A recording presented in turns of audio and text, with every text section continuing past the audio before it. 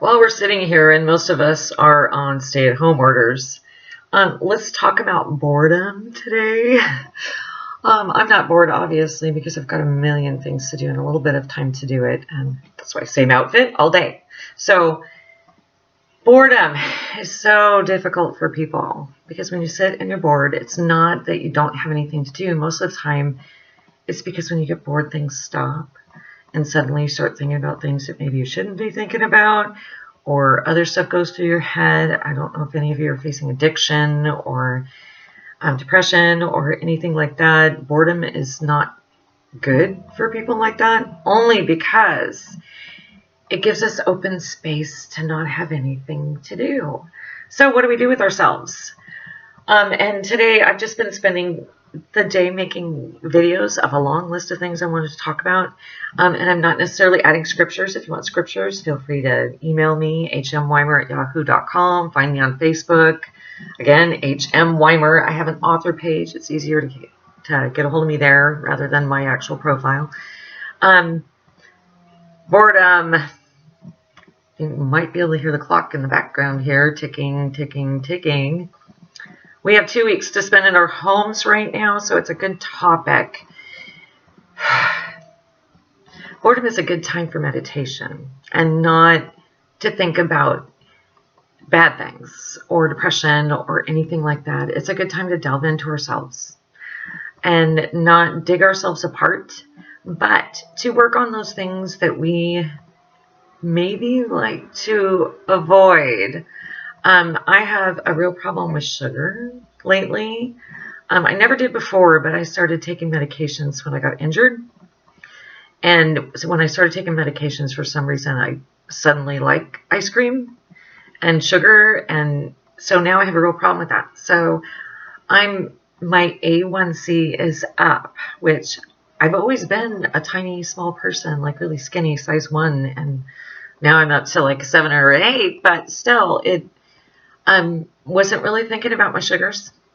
So yeah, boredom for me, here we go. I'm wandering. Focus. Sugar's one thing I don't need to do when I'm bored. So what I've been doing with my boredom is not heading for sugar for one, but to distract myself. I've been going through things like I really want to lose a little bit of weight. So I'm finding ways to do that. I'm meditating and spending time with myself and remembering who I am. And to do that, I go to what I call my heaven. If you've listened to any of my other videos, you may have heard it. I have this place that I go. I close my eyes. I sit on a beach, and it's surrounded by all of my favorite trees. The water is always perfect. It's always sunrise, and Christ is walking across the water towards me. And I'm going to cough again in this video. Allergies, I swear. I had no fever. Anyway, so when I meditate and I go into this heaven, it's my time with Christ. And there's times that I've done this and my brain is still distracted and my phone was going off. This one time just kept going off and going off and going off. It was my other friend, Karen. Karen, if you're watching, I love you. I miss you. Anyway, it kept going off. And so I stopped and I pick up my phone and she's like, shh, every single one, shh, shh. And I'm like, what the heck? And then I get one that says, if you keep talking, you're not going to hear what God has to say to you. And I just started laughing because that's what my brain was doing with my boredom. It would continue to talk to me. So I went into my heaven and I walked out into my imaginary water and I sat down where the water was right here. Because if it's over my mouth, I can't talk. I can still breathe because my nose is above the water, and I know it's just imaginary, but I have this incredible imagination that kind of gets away with things. So, anywho, I'm sitting there, and I'm silent, and I'm going to start crying in a minute because it was the most amazing moment of my life. Well, one of them. But I'm in the water in my head, in this heaven that I've created to go to meditate and be quiet. The water's splashing up my nose, which I know not really, but with my imagination, I could probably drown in my imagination. I'd be the only one. Anyway, Christ walks across the water, and he bends down and he puts his hands on both sides of my head, and he kisses my forehead,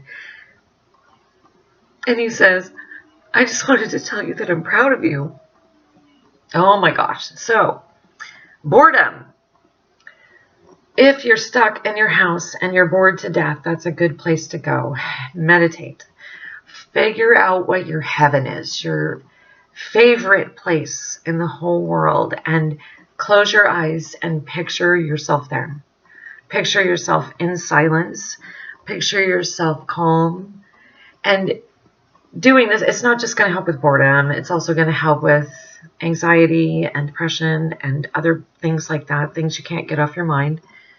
So, but meeting Christ there and asking for direction, clearing your head when you're stuck in the middle of boredom is a great thing to do. I don't know what kind of other things you do. I'm an artist too, so eventually I'll probably show you some of my artwork, unless you want to go to Burnt Rainbow Creations on Facebook. That's me. I do wood burning and, well, pyrography, and then paper mache and stuff like that. Some pictures to wood, and anyway, I make artwork. So finding something to do to distract yourself from the things that should not be going on in your brain. It's going to be hard for us to stay inside for the next couple of weeks. It's going to be hard to not get online and become cyber addicted. It's going to be hard to be alone with ourselves. And that's one of the most important things that we need to learn during this boredom time, is to be with ourselves, to be with our families. This is our time that we don't have to be at work. We don't have to be running around 100 miles an hour getting things done. There's no due dates. There's nothing. So it's a good time for us to remember who those people in the house are that are sitting next to you, to remember who we are, to spend time with ourselves and enjoying the silence and the calm. We run so fast in our lives, and we don't allow things to catch up with us. And sometimes we need to do that. So take this time of boredom, figure out who you are. Maybe there's a lost piece of you, like me with my writing. Oh my gosh, I need to finish a book. I have a book I need to finish. It's like 3 years overdue. Anyway, all those things that we put off, spending time with ourselves and finding what our soul wants. My soul loves artwork. My soul loves creativity. My soul loves venting. I have a very tortured soul, so I'm sure that some of you do, especially if you have a problem with boredom. You probably do have a tortured soul. Maybe it's artwork. Maybe it's writing. Maybe it's just sitting quiet that you crave. So that's what I pray for you during this boredom time. Is that you find verses in the Bible that might help you with boredom. And in Jesus' name, that you find your soul, that you find out who you are, that you learn to love you learn to get through this, and you learn to crave these quiet moments so that you can become who you're meant to be. In Jesus' name, I pray that for you. And as always, believe and make it so.